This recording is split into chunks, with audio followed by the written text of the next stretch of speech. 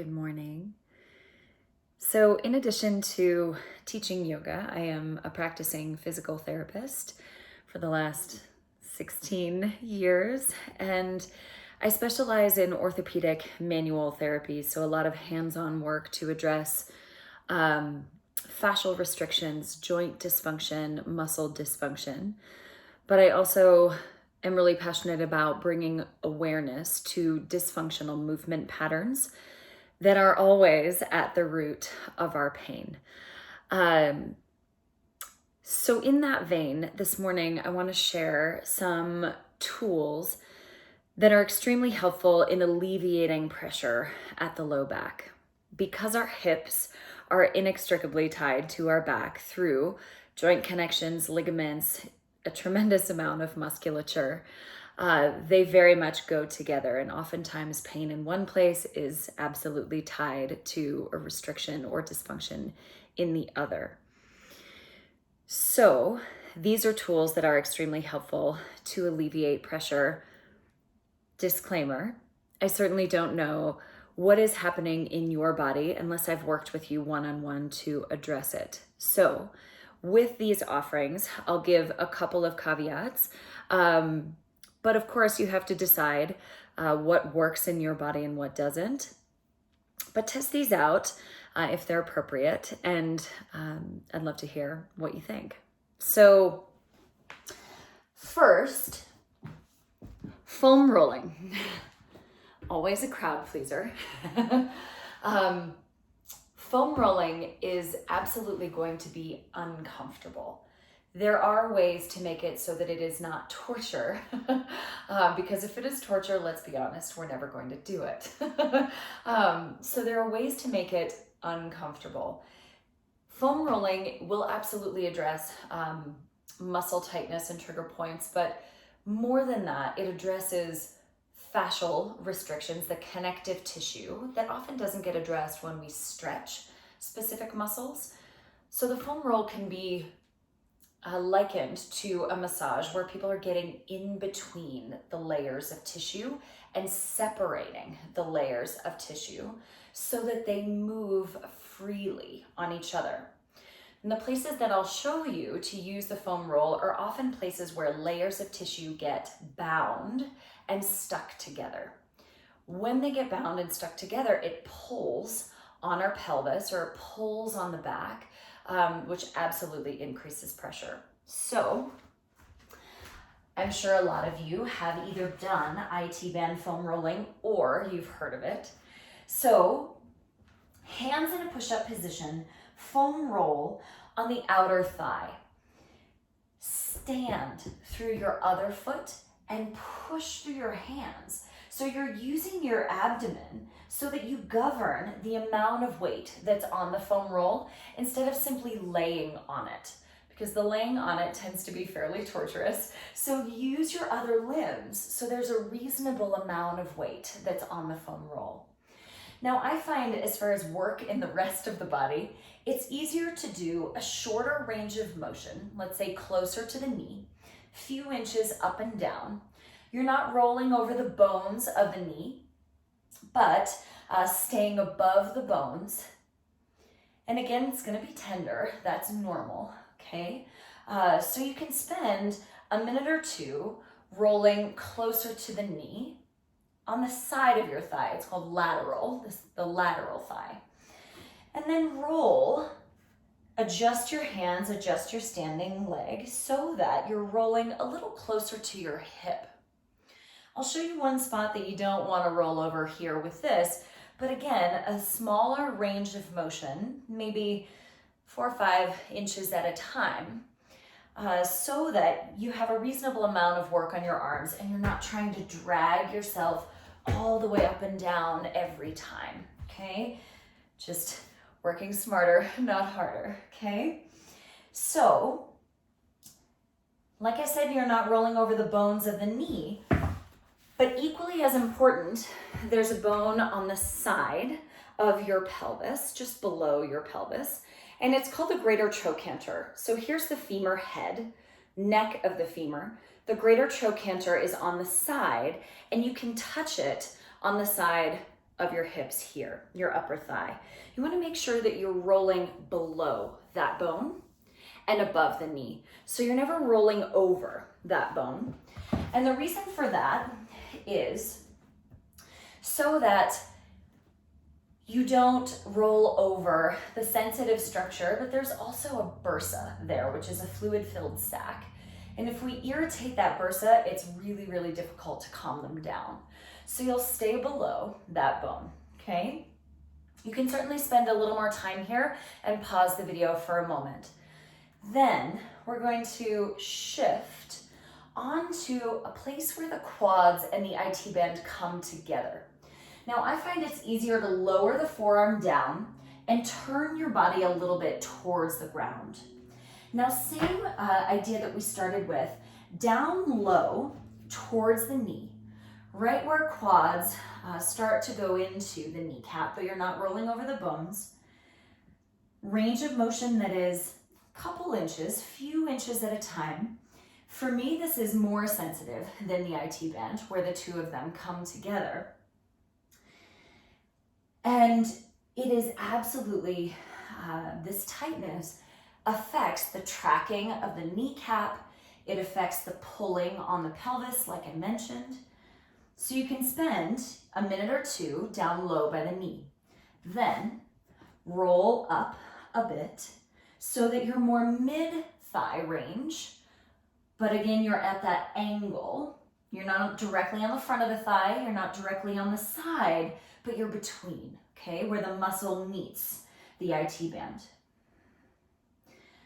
Few inches, and remember, use your other limbs so that you're governing the amount of weight that's on the foam roll.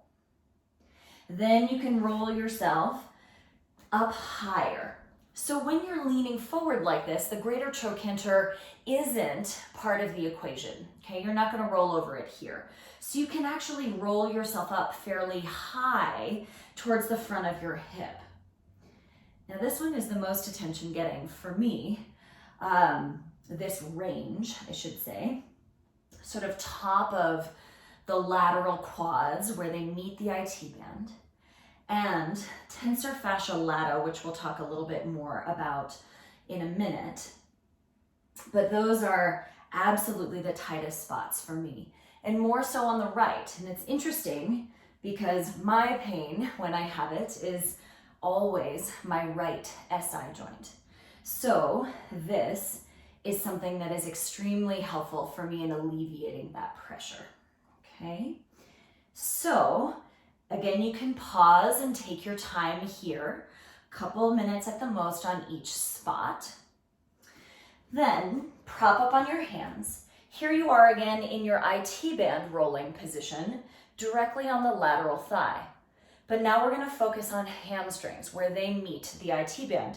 Step the left foot behind, if you're on the right leg, okay? Step the top leg behind. And you're leaning back just a little bit. So you're not directly on the back of your thigh, but you're in that in-between place.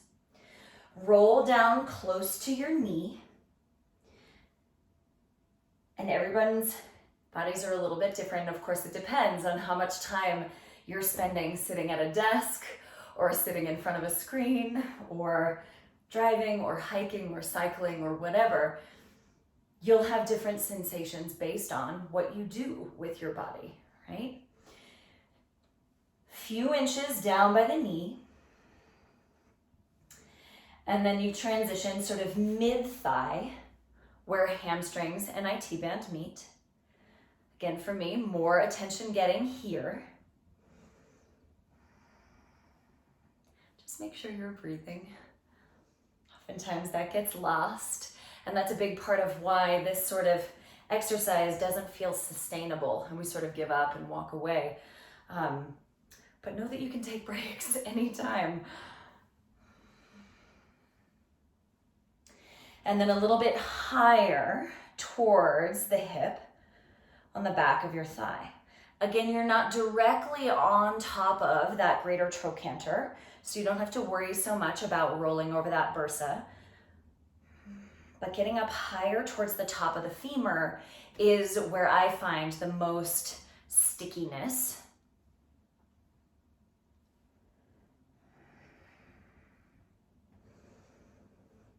course, you have to do both legs. Okay, you might find that one side needs a little more of your attention and you spend more time on that side, but do both sides. So pause the video now if you need to, and roll IT band, couple of different positions where quads and IT band come together, few different positions, and then where hamstrings and IT band come together on your other side, okay?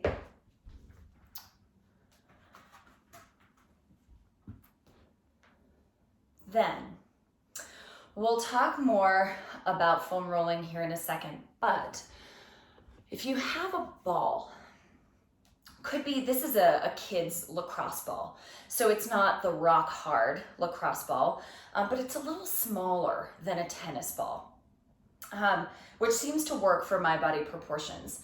Now you can play with a tennis ball if that's what you have. A golf ball is probably a little much. If you have a lacrosse ball, you can certainly test that as well.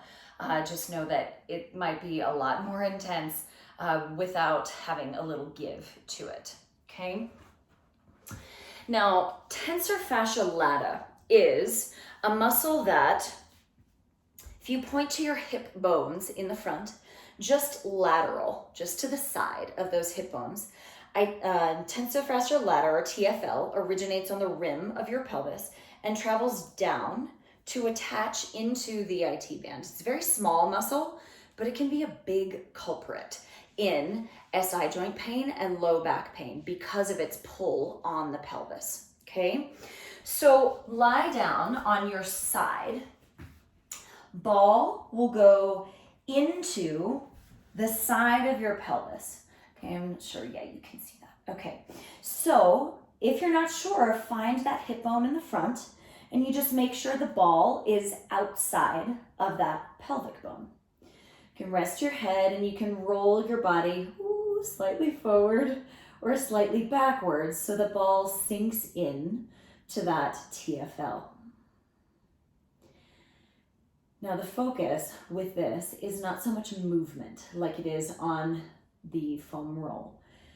This is going to be a little bit more trigger point release focused versus fascial focus like the foam roll does very well.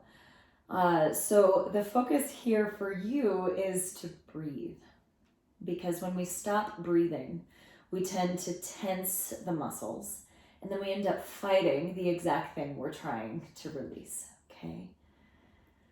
And you can certainly add that tiny bit of movement by rocking forward and rocking back. But if you stay on the same spot, you'll likely notice that it's kind of fiery to start with. But as you stay there and as you breathe, the fiery sensation will tend to settle. The pressure will still be there, of course, but the fiery trigger point sensation will usually fade.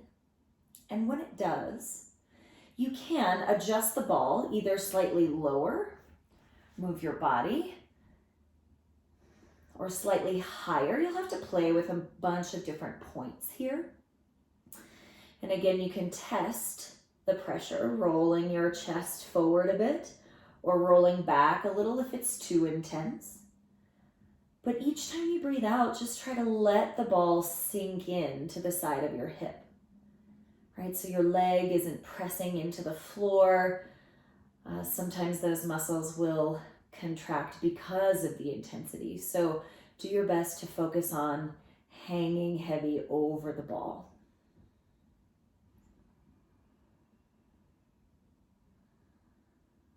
And again, after a minute or two, that sensation will usually fade.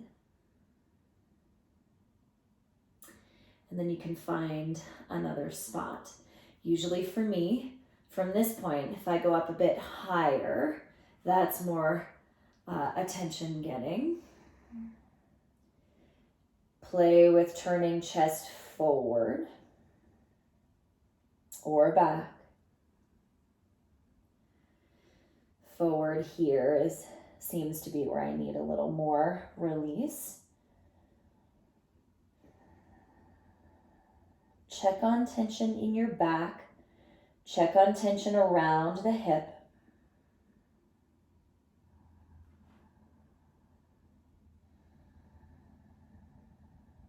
Soften your mouth a bit.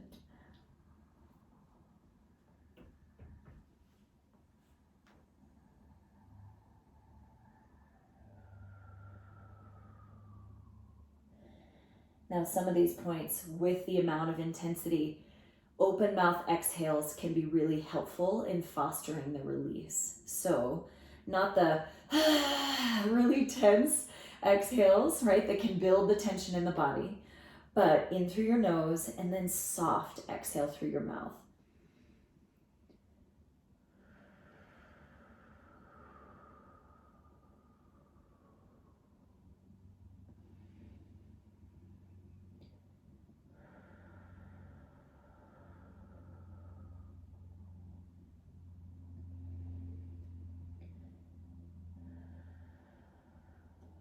Take your time with this.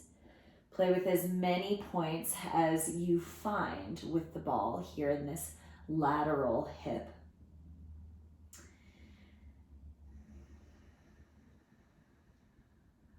And then we'll pause the video if necessary, but we'll move on to rolling glutes. So you'll sit on your foam roll. And let's see, this way. So hands propped behind you, right ankle crossed on top of left. We'll just start with the right. Then lean a little bit to the right side in this ankle to knee position. So you're leaning, if the right leg is crossed, you're leaning to the right, to the same side, okay? Flex the right foot and then roll a little up towards the rim of your pelvis. And again, shorter range of motion is easier on the rest of your body versus pulling yourself from sit bone up to the rim and down to the sit bone, okay? Smaller range. And that smaller range is usually more helpful in allowing the roll to sink in there a bit more. So you get a little more bang for your buck as well. Now I feel quite a bit up high towards the rim of the pelvis. It's sort of the origin of your glutes, gluteus maximus. Gluteus medius as well, which wraps a little more around the side of your pelvis. And then shift down a bit or up, depending on where you just were. Shorter range and slow rolling so that, again, the roll has a chance to sink in there. When it's faster, oftentimes body goes into the, oh my God, protective sort of response every time we roll over something. But if you keep it really slow, the body has a chance to adjust. Now, you can play with the amount of lean that you have here. When you're leaning a little bit, you're going to be more focused on the posterior glutes, on the back side. So gluteus maximus and the tiny little external rotators that are beneath it. There are 6 of them. So you'll focus more on those when you're leaning just a little bit. If you exaggerate the lean, I need to scoot over a little bit. So when you exaggerate the lean, of course, make sure that this doesn't hurt your back to lean this way. But you'll get more into that gluteus medius when you're leaning to the side, the lateral glutes, okay? Medius and minimus is underneath or deep to the medius. And so rolling all of them is a worthwhile endeavor because they all have origins on your pelvis and end up on your femur, your thigh bone. So it starts to make, I think, a little more sense as to how much hips affect the back affects hips, based on how complexly they're tied together.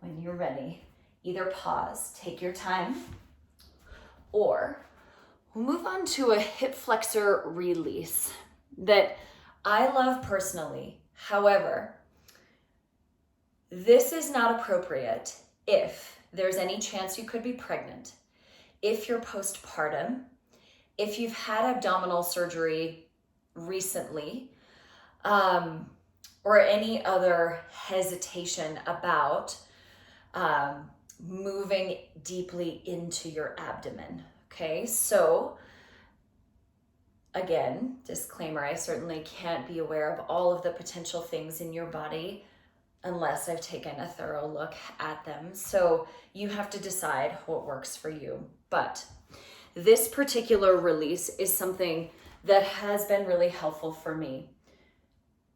Major hip flexors, psoas and iliacus. Psoas, believe it or not, originates on T12, way up here. Okay, one on each side, but it's on the side of your vertebra. So you we're going in from the belly, but your spine is at the back of your body, right? Those hip flexors originate on the sides of your vertebra. So you've got origins at T12, L1, 2, 3, and 4. All of those origins join together to form a really thick muscle that comes through your abdomen and attaches down on your femur. And that's what gives you the leg lifting motion, right? When you're stepping forward thousands of times a day, that gets very short when you're sitting for long periods of time throughout the day. When you're using them in cycling and hiking and walking and running, right? They get very strong and very tight. So to get into the hip flexors, we'll use the block. Block will be at navel level, okay? In the center, top edge of the block, I should say, at navel level. You'll lie over the block. Now don't worry, if this kind of hip flexor release is not appropriate for you, there are many other ways, okay? So you can always send me a message, ask me a question. I will offer other options, okay? But here you are over the block.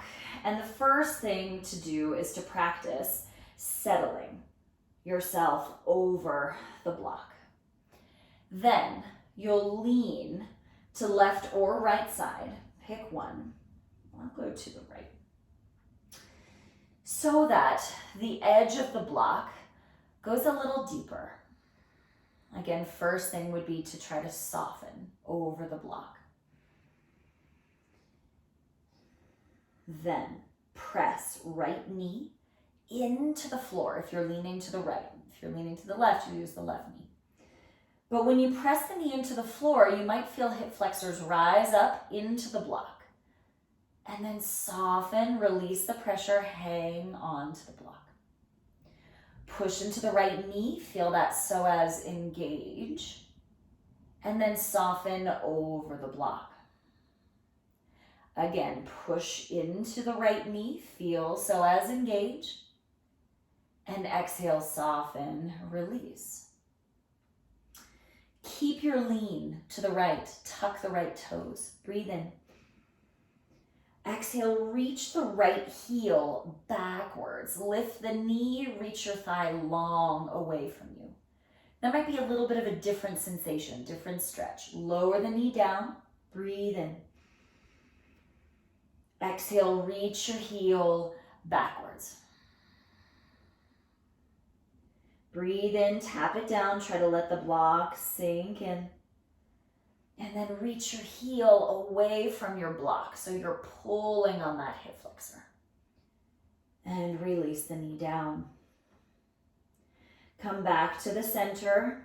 If you need a break, prop up on hands and knees, take that break. Then you'll switch and do the other side, exact same sequence. Knee pressing into the floor and then reaching the heel backwards. And you'll come up off the block. Iliacus is the second one I want to try to get to with this block. Now, bowl of your pelvis, okay? Iliacus lines the bowl, the inside, and then the tendon comes out the front side, joins the psoas and attaches on the femur. So oftentimes, right, iliopsoas, they're grouped together. They're two separate muscles, but their tendons run together, okay? Same idea with the block. Top edge of the block, navel level. But here's that hip bone in the front. Iliacus comes out right by that hip bone. So we're going to take the block over towards the right hip bone, just to the inside of it. So when you lie down, block at navel level, and then move the block over just to the inside of that right hip point. And then we do the same sequence. Lean a little to the right. Feel the block kind of go just inside the rim of the pelvis there. Breathe in. Exhale, push the right knee into the floor. Gently release. Soften over the block, breathe in. Exhale, push the right knee into the floor. You might feel iliacus turn on and press into the block. And then release and soften. Full breath in. Exhale, push into the knee. Release and hang as heavy as you can. Same action with the leg. Breathe in, the straightening action. Exhale, reach the right heel backwards. Strengthen your thigh, and you might feel that pull on the right iliacus. Breathe in, bend your knee. Exhale, reach your heel backwards. Strengthen that thigh. Tap the knee down. Let the block sink if you can. Do one more. This pulling, right, the block is pinning the iliacus and you're reaching your thigh away. So oftentimes that'll give you a little more of that fascial kind of stretching, which is sometimes that fiery pulling sensation. Then place both knees down. Roll back towards the middle. Take your time. Press yourself upright. And then to do the other side with iliacus, block to the center, navel level. Move it over to the left, just inside the pelvic bone, and then come down onto the block, same sequence, okay? So that gives you some things to work with to release pressure around your hips. Like I said, please do send a message if you have questions. I'm happy to answer them and to give you other options if some of these things are not working. So take good care of yourself, free up some space in your back, and be well.